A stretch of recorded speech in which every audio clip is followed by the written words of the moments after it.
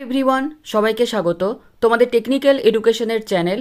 তো ফাইনালি প্রকাশিত হলো ডিপ্লোমার ফার্স্ট, থার্ড এবং ফিফথ সেমিস্টারের সেমিস্টার রেজাল্ট, যেখানে তোমরা প্রত্যেকে দেখতেই পাচ্ছ যেখানে ফিফথ সেমিস্টারের রেজাল্ট দেখানো হয়েছে। এবং তোমরা রেজাল্ট চেক করার সময় হয়তো বারবার দেখতে পাচ্ছ যে site can not be reached, তারই মধ্যেখানে কিন্তু তোমাদেরকে রেজাল্টগুলোকে চেক করে রেজিস্ট্রেশন নাম্বার পুট করলে কিন্তু অনেক রেজাল্ট পাবলিশ হচ্ছে বা অনেক রেজাল্ট কিন্তু শো হচ্ছে। তো সেই রকমই তোমরা প্রত্যেকে দেখতে পাচ্ছ যে প্রকাশিত হয়েছে রেজাল্ট। এই রেজাল্ট হচ্ছে ফিফথ সেমিস্টারের। তো আরও একটি রেজাল্ট চলো আমরা দেখে নিই।